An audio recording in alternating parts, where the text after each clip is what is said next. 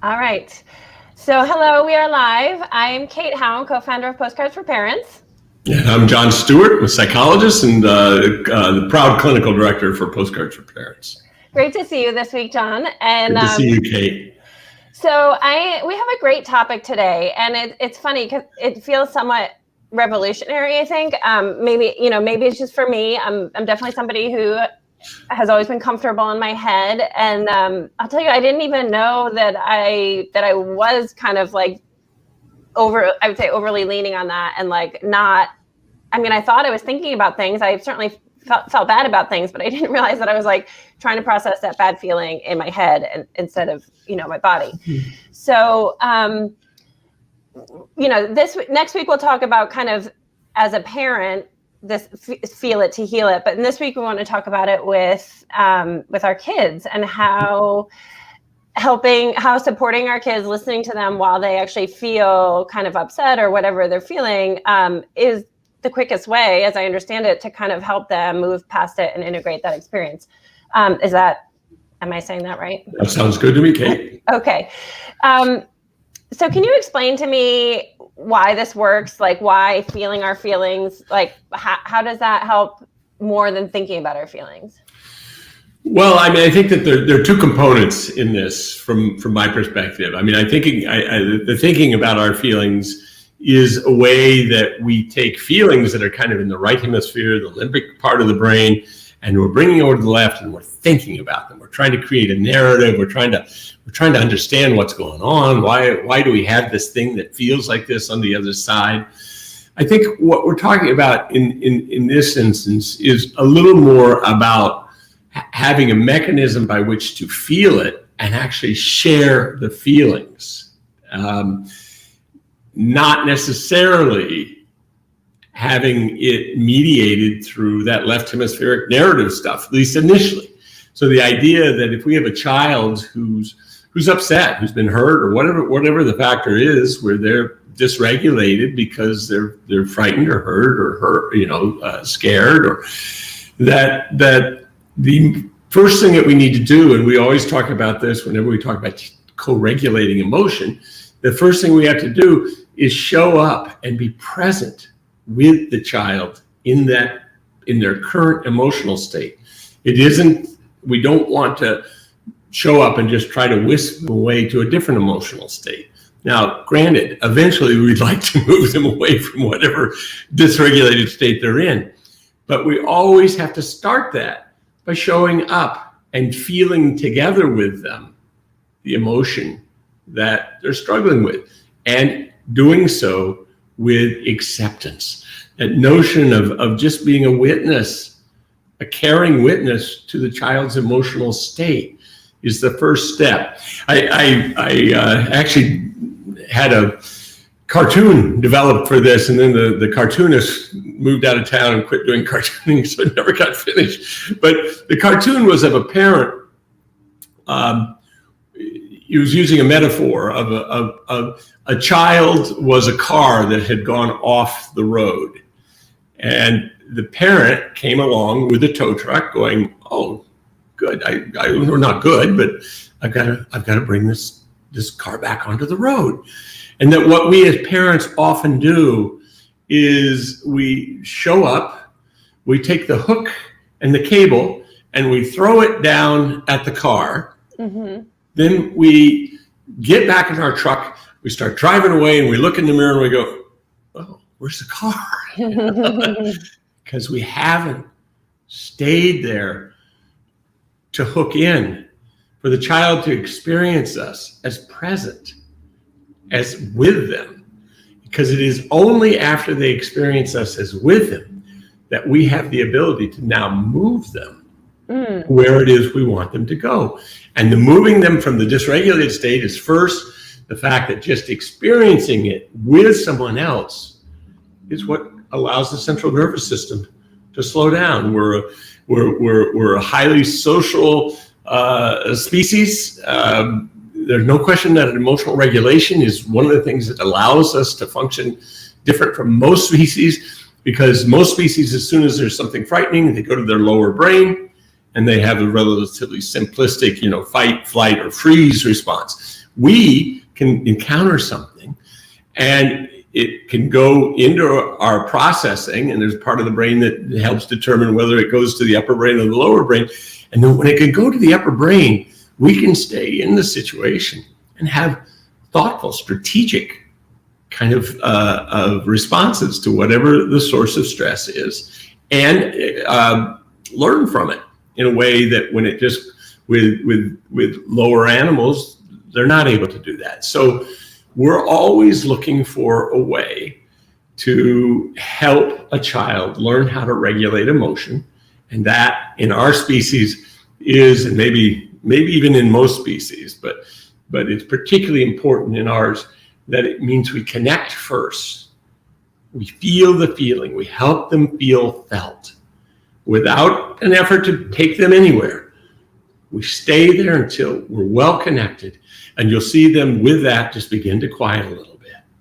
And once they're quieting, we can then begin to take them to that left hemisphere, which is more strategic, or to the upper brain. We can talk about it from either angle, because we're kind of moving up and to the left is what we're doing in terms of our process.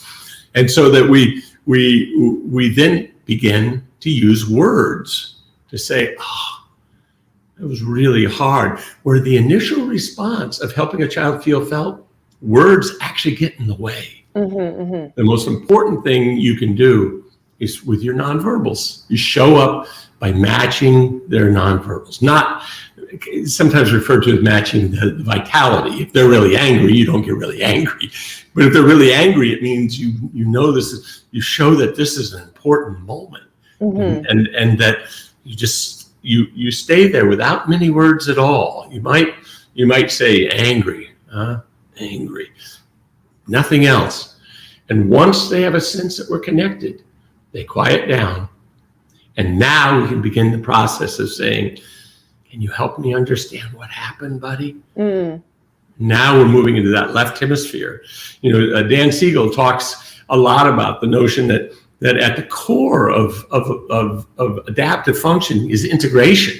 It's the integration of the right and the left, the upper and the lower, of the you and me. It's it's like 8 dimensions of integration that he's looking for us to accomplish, and they're all good. But right now, if we can just start with up and down and right and left, so that we come into a child who's just vibrating in that lower right hemisphere of upset, and we need to show up, help them move up, and then help them move into having a narrative that is left brain process.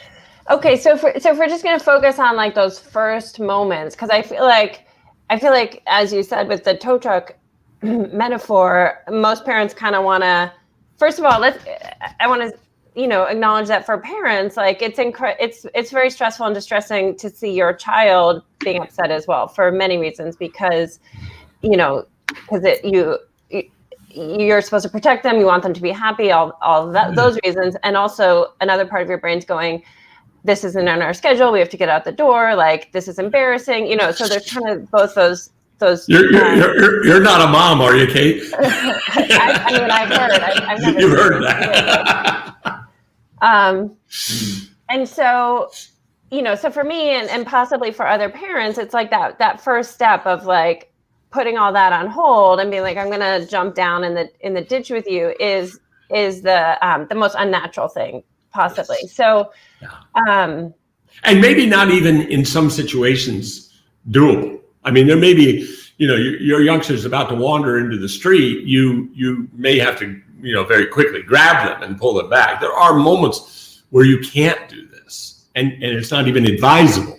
But we have to recognize that those moments move kids forward developmentally very little. They may keep them alive, which is a good thing, but they're not good. Okay, so when you can, so it's.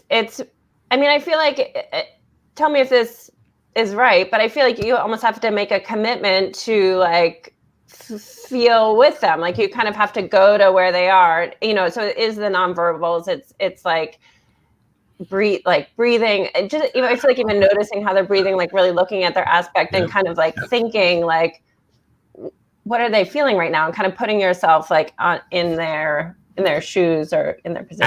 Absolutely, that's it. I mean, and I think that if we look at like Porges' stuff on the polyvagal theory, and recognizing that all dysregulation is tied to fear, and that there's something that our child is fearful of in that moment. Now, it may not be clear, it may not be rational, but our job is to slow down. And I mean, not too dissimilar from, I think we're very accustomed that if a dog that we don't know, particularly a dog that's maybe been abused, is around us, we don't move too quickly, we slow down, we let them come to us. We're very, very mindful of the fact that even though we're there to support them, we may be there to help the dog. The dog in that moment isn't going to see us that way, nor is the child oftentimes. So I think one of the first things that you do is you get yourself down to the same eye level as the child, just from a mechanical standpoint. Because when we're here and they're here, there's less opportunity for empathic connection.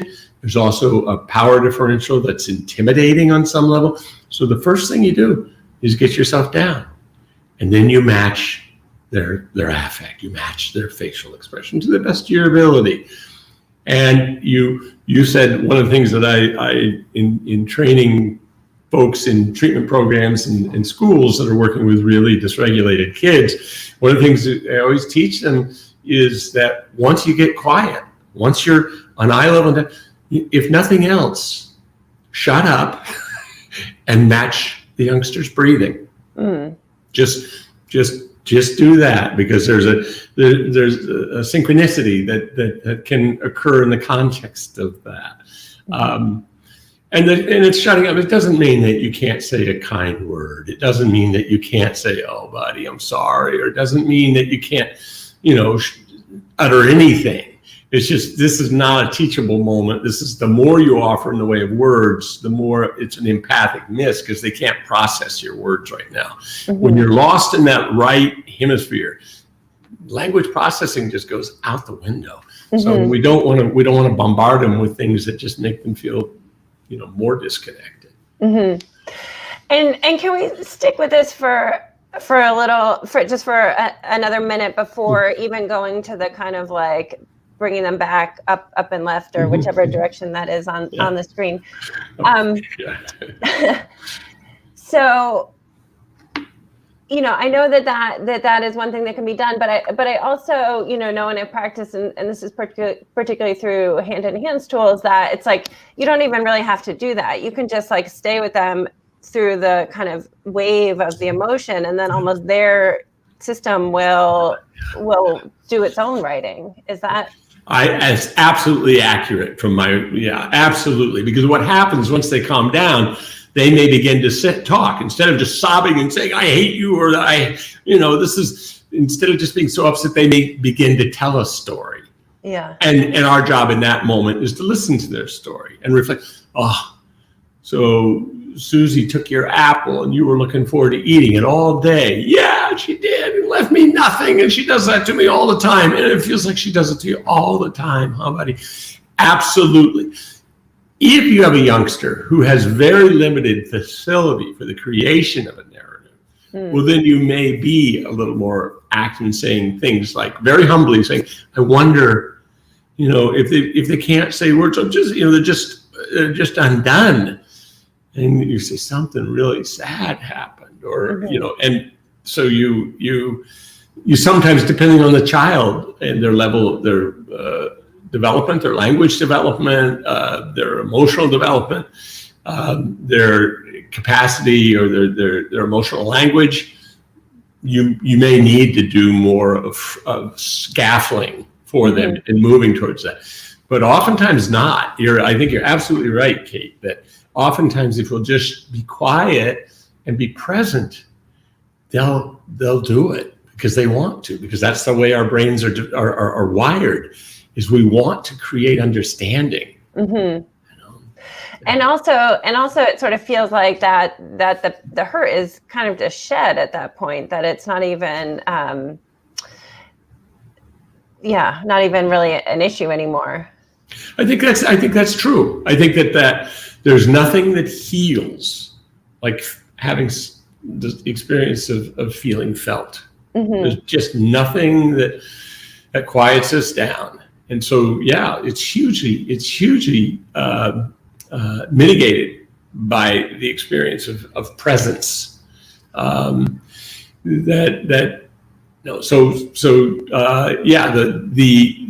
creation of the narrative, even if that doesn't happen, that doesn't mean that you haven't had a good experience in the process of co-regulation. It just means that you may not have been able to take it that next step. And I just thought it was interesting that you said all dysregulation is tied to fear. Say more about that. Yeah, I mean, some of that is that comes out of Stephen Porges's work on polyvagal theory, and just the idea that dysregulation is that we're essentially operating in either a secure state or an insecure state. And when we're in an insecure state, that's fear, and that we understand that when a child is dysregulated or a child is doing something that we don't want them to do, or they're in kind of an oppositional stance, recognizing that there's something going on. There's a way to understand why that makes sense. And it is tied in some way to some fear the child has, conscious or unconscious. That's a psychologist. It's our trump card, which is, anytime our assertion doesn't seem relevant, we say, well, it's all just unconscious. Yeah, I know. Yeah, you really have a ace in the hole there. Yeah, ace in the hole. There we go. But I feel like that's very useful as a parent, because I feel like you can always empathize with fear, right? I mean, it's harder to empathize if your kid is being oppositional, or if they seem like they're trying to make your life difficult. I mean, all these are interpretations that a parent would have, and I think for me, it's particularly difficult when that fear is manifesting as anger. So can you talk about how fear can look different? Yeah, I know. I think that's the dilemma, is that fear can look very different. I have a 4-year-old granddaughter who I spend a lot of time with, and she is, let me first say, she's the most wonderful creature on the planet. And she is also the most difficult creature on the planet from time to time, where she will look at me. I'll say, hey, don't climb on. We were at a baseball game watching her brother a couple nights ago, and she was up climbing on the bleachers where you weren't supposed to be. And I said, you can't climb in there, sweetie. And she looks at me, and I know this look. She looks at me and turns around and begins to climb. So what is driving that? That oppositional stance of hers. And let me just take every opportunity that I have with you to denounce the diagnosis oppositional defiant disorder as a worthless disorder, a worthless diagnosis. And people sometimes latch a hold of it and say, yeah, my kid's got ODD. And you go, oh God, that's for me, from a mental health standpoint, it's like going into the doctor and saying, Doc, I'm really sick. I've got all these problems. And the doctor spends an hour with you, and then he goes, I know what the problem is. You got a fever. Well, you're sick. Why the heck you're sick? The question is, why do I have a fever? Why am I sick? Yeah. And so kids, when they're opposite, when I look at my little granddaughter, I in that moment, it is not always clear to me what she's afraid of. But I know that there's an issue of her mom's there with me, and she kind of looks at her mom, she kind of looks at me, she's trying to figure out who's in charge here. Her mom is a little less inclined to set limits than her granddad. And so she'll look at me, she'll look at her mom, and I can see what she's responding to, because if she's there with just me, she doesn't do that.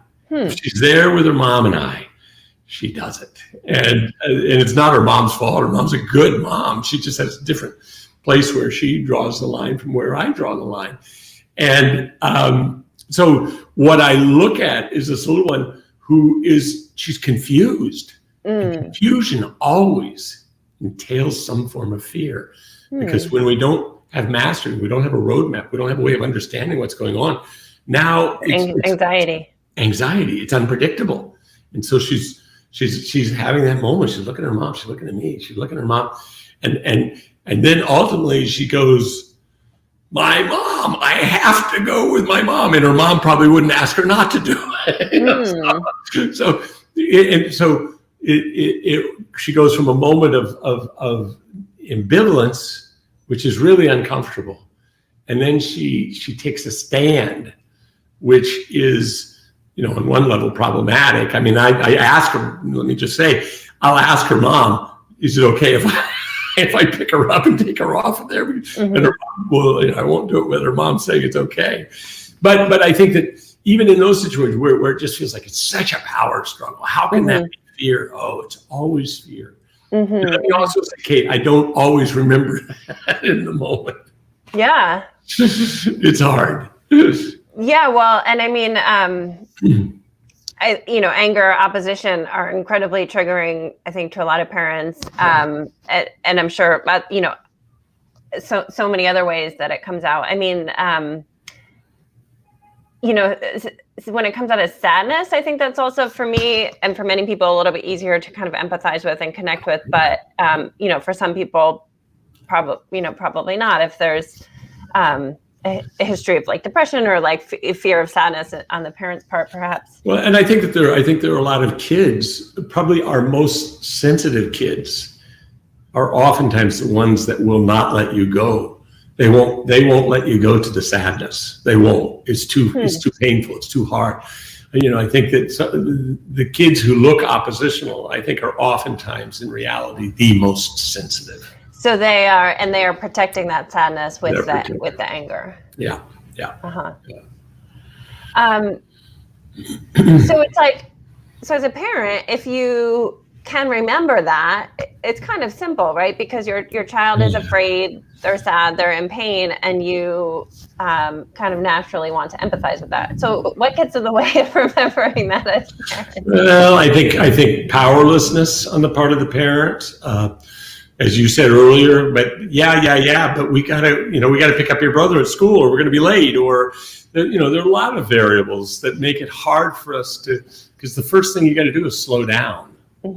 Now, the reality is that when you slow down, when you get yourself to slow down, you set the stage for future situations to be less problematic. And you probably set the stage for this one to end more rapidly, but that's not our inclination. Our inclination is to become more coercive and to really kind of look for power as a way to somehow move things forward. Yeah, and what happens when an impulse that is very natural for me is like, just suck it up this time and power through it. Like, we have to, go pick up your brother. We have to do X, Y, or Z. I resist that these days, and I don't do it. And I completely agree with you that it works better in the moment. And over time, like, there's just way less of those situations to even deal with. Yeah. I had an amazing experience with my daughter today during her online school. She was just frustrated with sitting there, being there, and she answered a math question wrong, and then she felt really bad about having been told she was wrong in front of the whole class. So she said, Mommy, I just don't want to do this anymore. And all I did was I said, okay, step away from the computer and just come over for a hug. And we just like hugged for a minute or two, and it was like that was all she needed. Like, we didn't need to talk about. We didn't need to do anything else. Yeah. And that I feel like is a result of having been there and felt things with them for a long time now. Yeah. So anyway, so that's just that's such a sweet story, because because I think you could have just as easily said, "Oh, sweetie, it's another 2 minutes. Just push through it," or you could have easily gone there. And unfortunately, she came away from this experience with a sense that she made it through it. She did it well. Where if you don't provide the support that they need in that moment, they have a failure. And their emotional memory of that experience is that it went south. And that next time they encounter a situation like that, their anxiety goes up with some level of largely unconscious expectation that it's going to go south. Mm-hmm, mm-hmm. Yeah. So this really works. So everybody, just stick with it.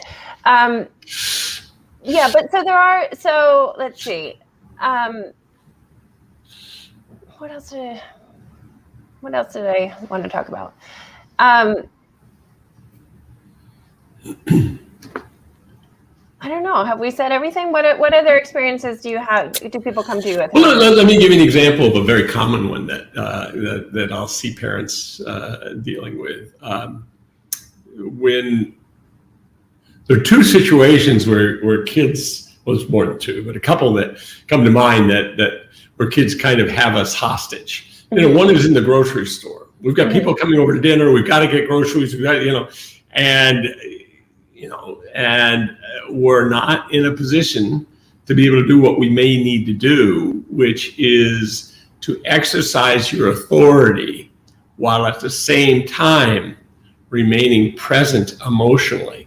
So we say, all right, one more warning, buddy. And then this isn't working, and we'll leave and we'll come back another time. And maybe next time you want me to come with me for once, but one more warning.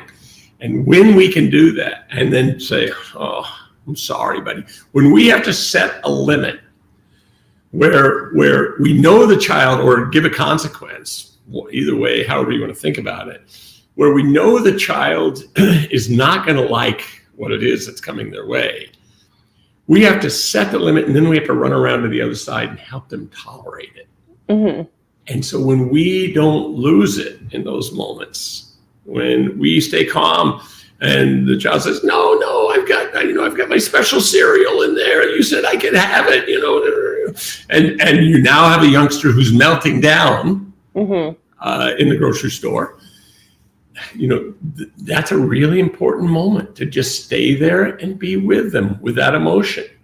Now, they brought it on themselves. That's true, but it's completely irrelevant because now they've lost it. Now they have this fear that somehow they've done something, or you've done something, or a combination where what they really want isn't going to happen. So they're kind of powerless, and they feel like you don't care about them. And when we can set a limit and then stay calm and help them regulate their emotion around it, rather than,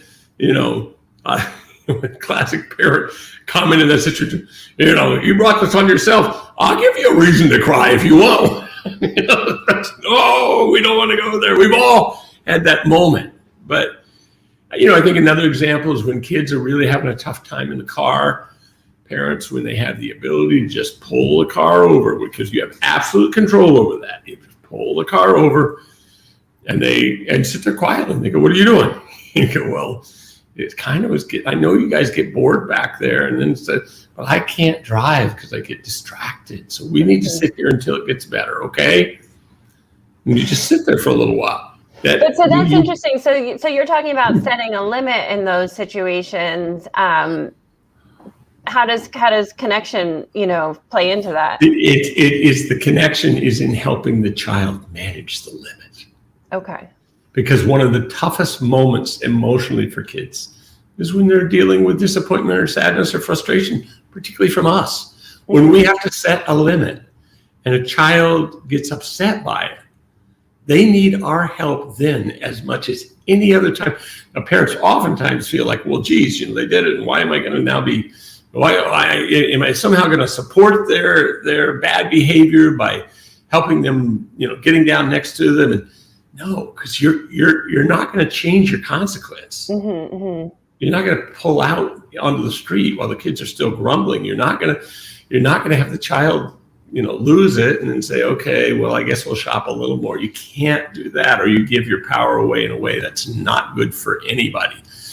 But when you have a child who loses it in response to a consequence, and then you can lovingly be present with them for their response to it, not giving up the consequence, but being emotionally present with you.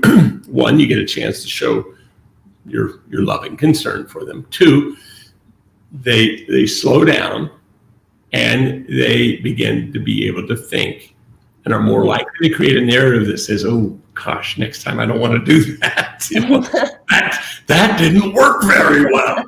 Where if they're not, if they're just in that agitated state, there's just a sense that all of a sudden randomly something happened and my mom doesn't like me. And that's not good. You mentioned this scenario in the grocery store where, say, you have people coming over for dinner. So say it's not like you're not able to stop shopping at that point. Like what happens when the limit is we have to keep on doing what the plan is, even though you're melted down? I don't have a good answer for that, Kate, because I think that I do have a good answer. Or I have an answer. I don't know if it's a good answer, but I do have an answer. I think that if you can if you can help the child calm down and then bring them back into compliance, because when they're crazy, when they're really upset, they're not going to take a direction. They're not. But if you can get them calmed down and you can say, all right, buddy, if you can sit there for a minute and I'll count to 10 and you can show me you can do it, well then, all right, we'll try it one more time, okay? That's not ideal, but I think it's better. It's the best of your options. Once you've got them calmed, they now have to show that they're back into a place of allowing themselves to let you have the power. And when they move into that place, well, then it works. That's not negotiating, not the child saying, well, if you'll get me that peanut butter I wanted, I'll be good. That's they're your equal, if not above you in that moment. This notion you and I have talked about before about holding on to your power is really, really important. And one of the ways you do that is by being compassionate and supportive of your child in their response to the consequences for their behavior. Yeah. And I mean, so in that situation, would all the pieces be lined up if you kind of said, I can see this is so hard for you right now. Like, you don't want to be in the grocery store. We need to do this, I don't know, kind of connect by empathizing. Prior to their melting down? I mean, after. Well, you might. No, Kate, any of those may be workable. It may be that you got a little one who's they're frustrated that they're not getting all the stuff that they want. And they want to go home and play with their friend. And they got all these different things going on in their head, and it starts to come out in behavior. You may be able to just stop for a moment, sit down with them and say, I know you don't want to hear here, buddy. I know that. I get that. But mom's got to do this. And, so we don't have a choice. And I'm sorry it's hard. And you're such a good kid. And I bet we'll get through this. So you're kind of putting out hope. Right. I think that's absolutely fine. There's nothing wrong with that. I think that if you've got a youngster who, if they don't respond to that, then you got to figure out what's the next step. What's next in the line of defense? Yeah. Okay, so one last question is, what about a child who kind of shuts down their own feelings, like maybe a little bit too soon? Like you sense that there's still more there, but they just maybe they just go to a blankie, maybe they have something like that, or they just don't want to go there. What do you suggest in that situation? Yeah, I think those are tough because I think that there are kids who are just very sensitive kids who have a hard time letting in empathy. They fall and they don't want anybody to come help them because it takes them back to they're embarrassed and they hurt themselves. So there are kids, healthy kids. I'm not talking about troubled kids. I'm just saying there's kind of these temperamental patterns that evolve in kids. And if you've got a kid who does that, I think you have to honor it largely. I think you have to honor if they say they want to go to their room. I go back to my granddaughter. When she's upset about something, she wants to be left alone, and and so learning to say, yeah, when you go to your room, it feels better, doesn't it, sweetie? Just honoring whatever they do that helps them calm down and then come back out. I mean, I think that, if they want their blanket, they want, any of those things, those are fine. Those are coping strategies. And there is no one set that's really so much better than any other. It's so nice when they you can don't connect. feel like using a blanket, for example, as a coping strategy is then making them not kind of not feel No, because blankets, stuffed animals are what in psychology and developmental psychology we call transitional objects. Okay. They are soothing because they are associated with caretakers. It isn't because they have this innate quality. It is because in some way the child is projecting good compassion, good loving kind of tender caretaking with that. And if in the moment, for whatever reason, they can't come to you and they can come to the blanket, they can come to the family dog, they can come. The last thing we want to do is shame them for that. We want to honor it as a strategy, because I think that the more we're able to let them kind of do what they need to do, the more flexible they're going to become. It's when kids have a sense that that what they need to do when they're upset isn't being allowed to them as a way of calming down, they're actually likely to ramp up more and become less flexible. Yeah. Would you say, so for example, if parents haven't been very welcoming of feelings, if parents have kind of like tried to get kids to shift away maybe before they're ready, before they've kind of fully expressed things, and then a parent kind of wants to change, but so that what made me think about that is maybe the child already has coping strategies. So how would a parent kind of like let the kid know that they're available is one question. And then for me, I think this is kind of the most sensitive point, because it's like a child might have a lot of built up feelings. So releasing them is like kind of scarier for this parent who's like just at the beginning of this than it would be later on. Yeah. No, I think those are both good points, good questions. I think that one of the things that anytime parents are going to, do a 90 or 180 in the way they're responding to something, do everything you can to be transparent about it and upfront prior to the moment. Okay. So saying, I've been thinking about it. When you're laying there looking at the ceiling, they're going to bed, it's a nice time, so I've been thinking about it. And I think I sometimes don't let you just feel your feelings enough, and I want to try to get better at that. I'm new. This is, every kid's different. I've never had a 4-year-old, whatever the hell it is, that you just frame it some way. And so that when they see you doing something different, they don't wonder who's abducted their mother and replaced them.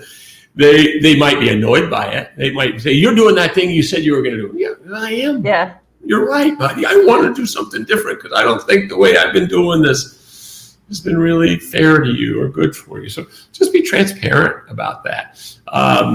And I think that in terms of the parent's response to a child who you've kind of pulled the plug and now you've got all this emotion coming out, just hang on. That's you have pulled the plug. It's kind of like a soda. You can shake it up, and if you don't open it and let it sit for a while, it calms down. Some kids are like that. If they're shook up and you let them sit for a while and they use their own coping skills, calm down, that's probably okay. But if they're shook up and you open it up, you may have stuff shooting all over you for a little while. Yeah. And that's just part of the, it's I don't think it's anything to be gravely concerned about. It doesn't mean that your child has intermittent explosive disorder or, I think one of the things that I always want to go back to is that the range of normal behaviorally for kids is enormous. And that one of the most important things we can do is not pathologize our kids' behavior. Oh, he's ODD. Oh, he's ADHD. Oh, he has, intermittent explosive disorder. Whether you're saying it to yourself or you are saying it to your child, sure as hell I want to say that to the child. But even if you're saying it to yourself, it's not helpful. Diagnoses are reductive. And they cause people to stop wondering why somebody's doing something, because they think that this abstract notion, oh, that's why they're doing it, because they have, well, no. You got to go deeper than that. And so, I think it can be scary being a parent and watching kids go through certain adjustment periods that look really kind of problematic. And so often, if you just hang in there, carry a little hope for them when they've kind of lost it, that more often than not, they come back around and they're fine. And you go, oh, that was a phase. Thank God. Yeah. Yeah. I just kind of want to underscore both of those. So,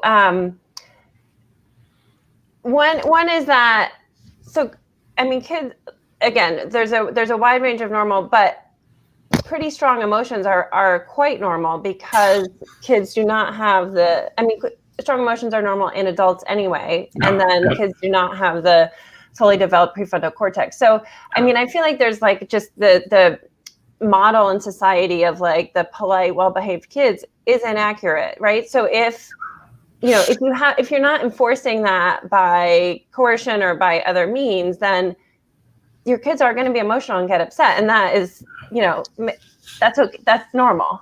That's normal. I think that our kids' response to their emotions are oftentimes an opportunity for us to learn something about us and to learn something in general, maybe. That's our ability to be there. What we all want. There's a beautiful, I didn't bring this up, but I'll bring it up real quickly. And I want to read something to you, Kate, that I should have had out here before I said I was going to read it, because now I can't find it. Hold on, I got it here. Hold on. It's just, I think, just a lovely commentary on what it is that we need, particularly when we're in pain, particularly when we're struggling. Whether, the emotional needs of kids and the emotional needs of adults are so similar, but we adults tend to have a good deal of shame about being needy or about being emotional, but we're, that's just kind of the deal. So, all right. Here's what I want to read to you, Kate. We'll maybe wrap it up with this today. This is from Parker Palmer, who's a philosopher, interesting guy. He says, here's the deal. The human soul doesn't want to be advised or fixed or saved. It simply wants to be witnessed, to be seen, heard, and compassioned exactly as it is. When we make the kind of deep bow to the soul of a suffering person, when we make this kind of deep bow to the soul of a suffering person, our respect reinforces the soul's healing resources, the only resources that can help the sufferer make it through. So it goes on to have some other things, but I think it's just so clear that our ability to bear witness to our kids' experience is probably the most powerful way of helping them heal. So, it's I'll give you the whole thing later. It's got some other nice stuff in it, but I didn't warn you I was going to read that. No, I love it. It's beautiful, and I also love that. Once you kind of believe that is actually the most effective thing, it becomes so much easier, because you don't have to like fix and strategize and problem solve and like change. You just kind of go with it. You have to show up. Yeah. With your head and your heart, and more your heart than your head. Great. Well, I think that's a great place to leave it for today. So thank you. Good to speak with you. It's always good to talk to you, Kate. I will look for you next week and figure out what we're talking about then. Awesome. Okay. I'll talk to you soon, John. Yeah. Thanks. Have a good week. Bye. You too.